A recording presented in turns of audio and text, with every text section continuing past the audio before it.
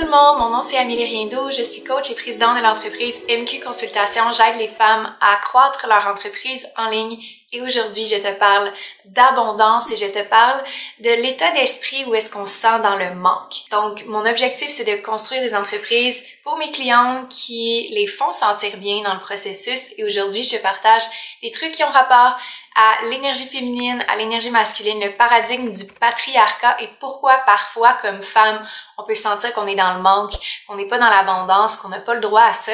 Puis je te partage des choses que moi j'ai appliquées dans ma vie qui m'ont vraiment aidé à renouer avec le sentiment d'abondance qui est un droit qu'on a chacune d'entre nous. Donc on plonge dans la vidéo. Je vais boire mon café avec vous aujourd'hui en parlant de 3 points principaux qui font en sorte qu'on peut se sentir soit dans le manque ou dans l'abondance dans son entreprise et dans sa vie. Et il n'y a rien qui cloche à propos de vous si vous vous reconnaissez dans un ou plusieurs des points. L'objectif aujourd'hui, c'est juste de voir comment vous pouvez vous demander est-ce que ces comportements ou ces pensées-là servent la vie que je veux vivre? Et c'est vraiment juste de se poser cette question-là tous les jours puis d'évoluer dans la meilleure direction possible. Donc, on commence sans plus tarder. Premièrement, l'ancien paradigme du patriarcat nous disait, nous les femmes, qu'on pouvait pas voter, qu'on pouvait pas gagner de salaire, qu'on pouvait pas faire certains travails, qu'on pouvait pas faire certaines choses qui sont maintenant devenues totalement légitimes et totalement acceptées socialement. Là où est-ce que peut-être on n'a pas fait le travail, nous les femmes, toujours, puis c'est vraiment juste de se poser la question parce qu'on a complètement la capacité de le faire, c'est est-ce que je me justifie encore? Est-ce que je sens que je dois mériter ma place? Est-ce que je sens que je dois me battre pour avoir les mêmes droits que les hommes? En réalité, on a encore, oui, à faire un grand travail par rapport à la place qu'on prend dans le monde, mais il y a un grand travail qui a été fait. Et donc, si on est encore dans l'état d'esprit où est-ce qu'on n'a pas notre place, mais on peut pas faire avancer les choses. Puis, pour soi autant que pour tout le monde. Donc, est-ce qu'on est encore des fois dans ce pattern-là où est-ce qu'on doit prouver, justifier, où est-ce qu'on doit se battre ou prouver quelque chose à quiconque, incluant soi-même? Et je crois que ça, c'est une des raisons pourquoi qu'on se sent parfois dans le manque, parce qu'on se sent pas suffisante. Et il y a eu des périodes dans ma business où est-ce que j'étais vraiment là-dedans, où est-ce que je sentais que j'étais une femme, donc j'étais inférieure, où est-ce que je sentais que je devais prouver certaines choses. Puis, en faisant vraiment l'introspection, j'ai réalisé que non, j'étais suffisante. Non, j'étais à ma place. Oui, je pouvais parler. Oui, je pouvais donner mon opinion. Mais je pouvais aussi grandement faire une différence dans la vie des autres. Et puis, je pouvais le faire à ma façon. C'est un autre point qu'on va voir plus tard. Donc, dans le modèle traditionnel, on peut avoir l'impression qu'on ne correspond pas, qu'on fit pas dans la boîte.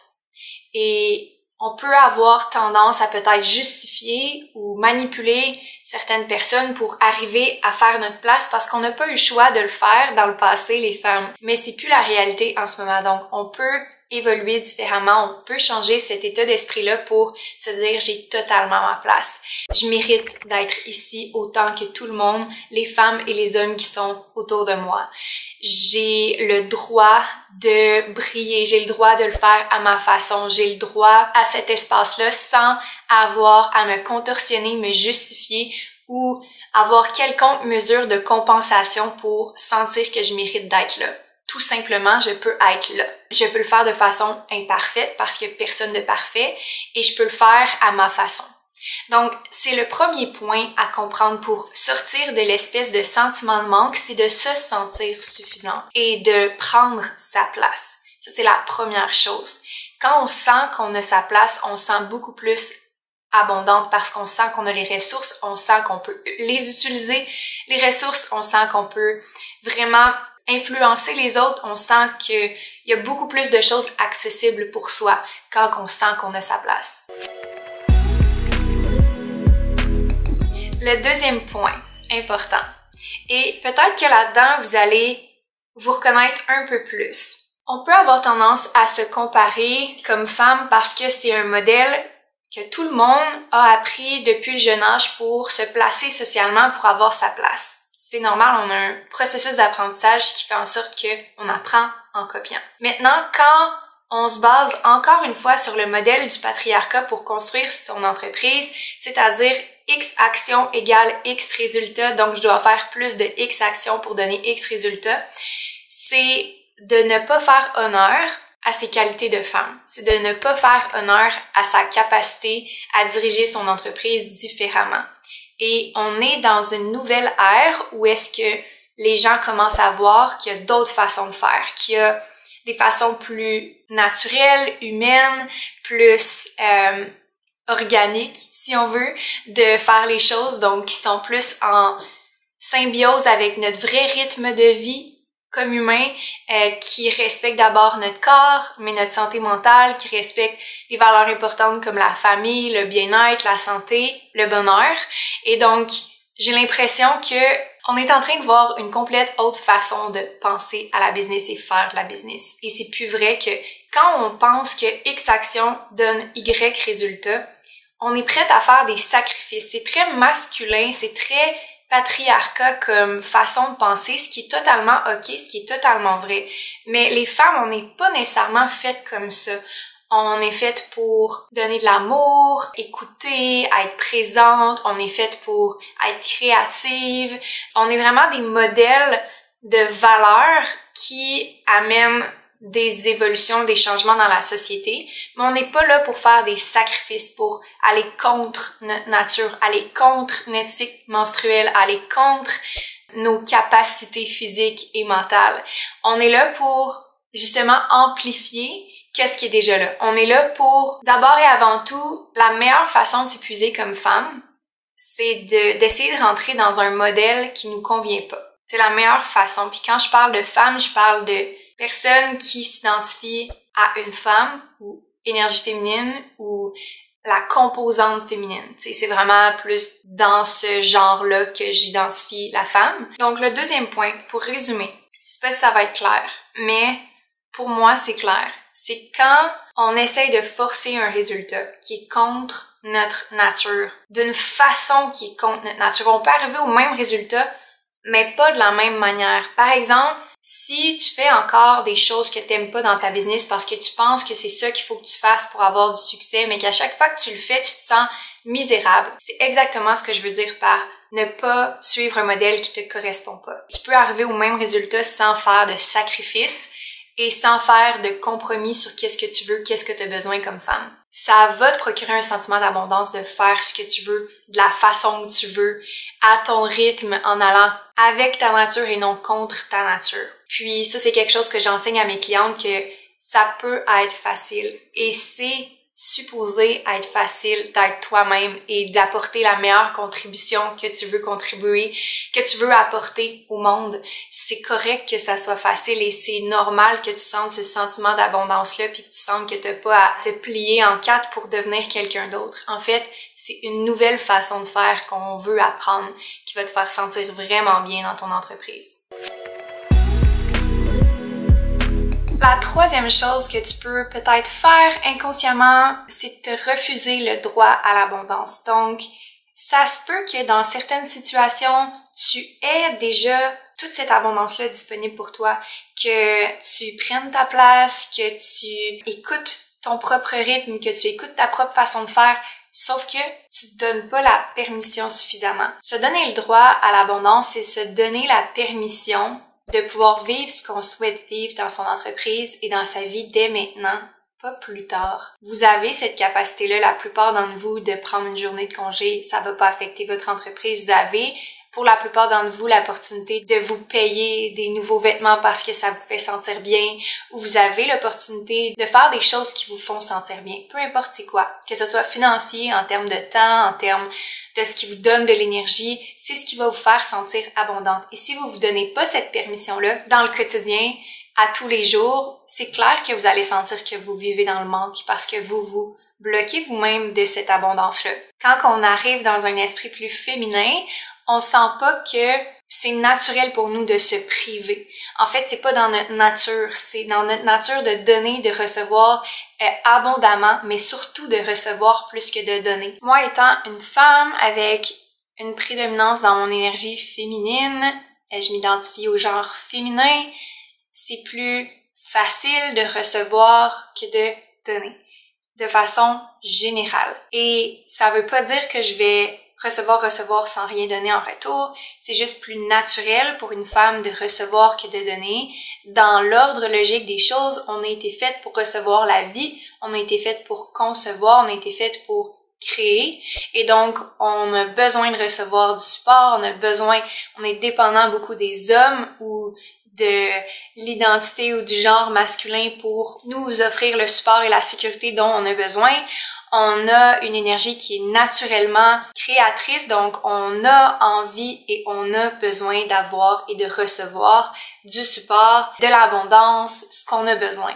Pour pouvoir évoluer comme femme, c'est nécessaire. Et de pouvoir le reconnaître, c'est vraiment la première étape. Parce que j'ai été longtemps dans cet état d'esprit-là où est-ce que j'ai pas besoin d'un homme pour vivre, j'ai pas besoin d'un homme pour payer mes factures, j'ai pas besoin d'un homme pour mon entreprise, j'ai pas besoin d'un homme dans ma vie, j'ai pas besoin que quelqu'un me dise quoi faire, etc. Je peux subvenir à mes propres besoins, ce qui est totalement vrai, et en même temps, j'ai pas envie de ça.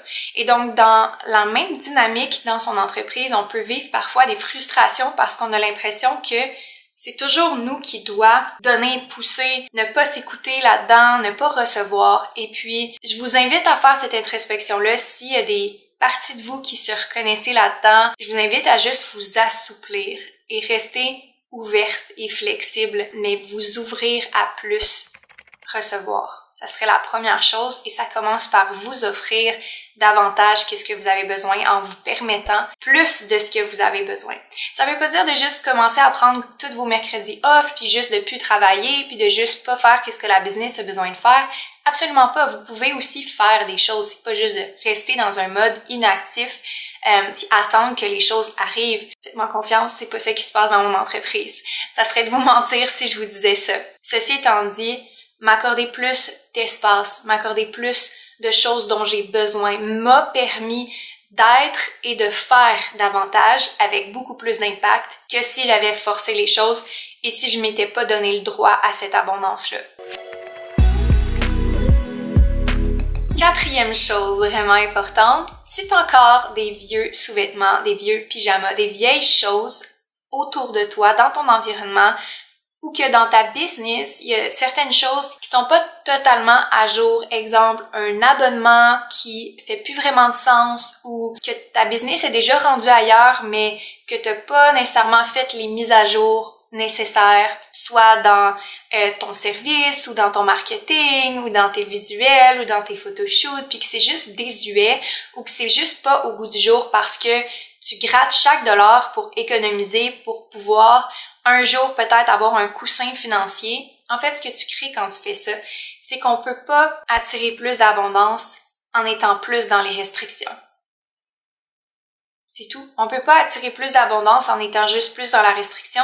Sinon, ça crée cette espèce d'effet yo-yo où est-ce que vous vous limitez énormément et là, après ça, vous vous sentez tellement dans un sentiment de manque que vous voulez dépenser, que vous voulez faire des choses pour votre entreprise. Puis là, c'est comme si vous aviez jamais dépensé de votre vie, vous investissez des gros montants, puis après ça, vous économisez énormément. Donc, c'est comme un espèce d'effet yo-yo qui ne crée pas plus d'abondance, en fait, qui crée juste plus de manque. C'est vraiment en restant dans cet état d'esprit-là où est-ce que vous devez conserver chaque dollar que vous gagnez, que vous créez pas plus d'abondance. Puis là, on pourrait parler vraiment juste de mindset d'argent, donc je vais pas rentrer là-dedans, mais si on parle d'argent, juste parce que j'en ai pas parlé depuis le début de la vidéo, c'est un gros aspect aussi de comment vous allez vous sentir abondante.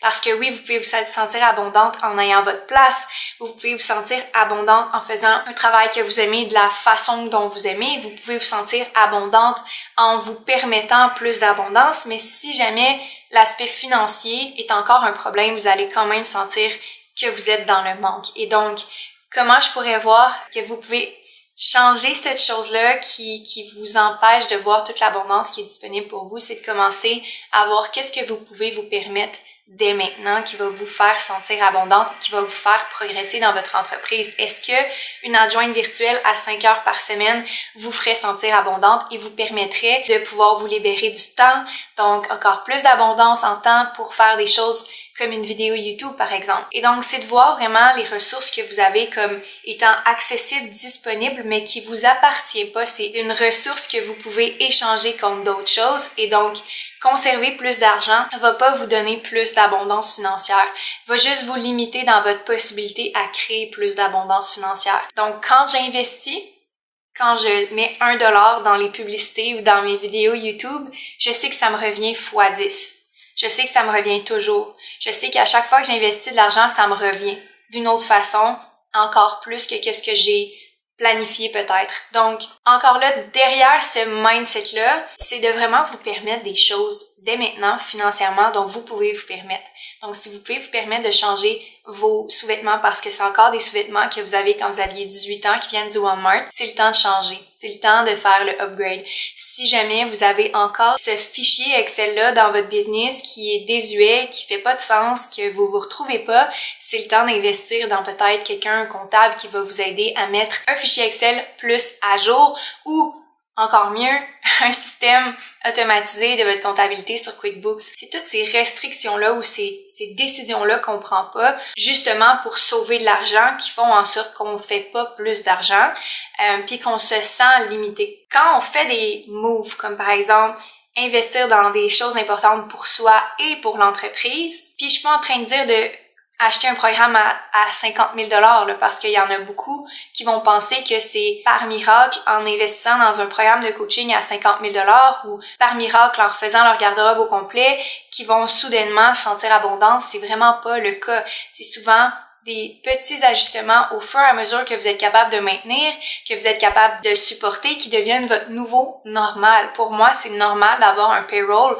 de 15 000 $ par mois. C'est juste normal. Pour moi, c'est normal d'avoir certaines dépenses à chaque mois pour mes cheveux, mes vêtements, mes ongles, l'appartement, la voiture, mon éducation. C'est juste, ça fait partie de mon nouveau normal et c'est plus une source d'inconfort où c'est plus comme ah mais je peux pas me le permettre, ça fait juste partie de ma réalité. Et donc c'est de créer ce même sentiment de stabilité là à chaque niveau où est-ce que vous faites des mises à jour dans votre entreprise ou dans votre vie pour vous sentir abondante. C'est pas en faisant des gros changements, c'est en faisant des micro upgrades à chaque étape que vous allez pouvoir vraiment vous sentir abondante et capable de le supporter, de le maintenir et de le recréer continuellement. Donc voilà, c'est les 4 points importants. Puis par rapport au dernier point, j'ai envie d'ajouter que dans votre énergie féminine, si on reparle encore de cette thématique importante-là, c'est pas un sentiment de sécurité que vous voulez créer. C'est un sentiment d'abondance. Vous ne voulez pas tomber dans le panneau de la sécurité. Et je vais vous le dire, ça a été difficile pour moi de me déconnecter de ça parce que j'avais toujours l'impression que le sentiment de sécurité, c'est ce que je recherchais. Mais en réalité, je recherchais pas la sécurité. Je recherchais l'abondance, je recherchais la créativité, je recherchais la fluidité, je recherchais des choses qui sont beaucoup plus typiquement féminin que masculin. Faites attention à ce que vous demandez parce que si vous recherchez la sécurité, la stabilité dans vos finances, c'est ce que vous allez avoir. Vous allez avoir soit un plateau, vous allez avoir soit quelque chose qui est vraiment sécuritaire, qui va pas vous donner plus de ce que vous voulez. Et donc, faites attention à ce que vous demandez dans l'abondance financière aussi parce que c'est ce que vous allez avoir. Donc voilà, j'espère que vous avez aimé la vidéo. Cliquez like ou laissez-moi un commentaire sur ce que vous avez aimé. J'ai tellement aimé enregistrer cette vidéo-là pour vous. On se revoit pour une prochaine vidéo la semaine prochaine. N'oublie pas de t'abonner pour recevoir la notification. Et puis, merci d'avoir été là. Merci d'être là à chaque semaine. Tous les liens dans la description sont là pour vous donner encore plus d'informations. Tu peux t'abonner à ma formation gratuite, vendre un demi-million de dollars pour avoir les 6 étapes pour pouvoir le réaliser toi-même. Et puis, ça va me faire plaisir de pouvoir t'accompagner à travers le groupe Facebook où est-ce que je réalise un coaching live par semaine. Donc, tu vas pouvoir venir nous rejoindre sur le groupe pour avoir encore plus de coaching et d'informations. Sur ce, merci d'avoir été là et on se revoit pour une prochaine vidéo. Bye tout le monde! Cheers!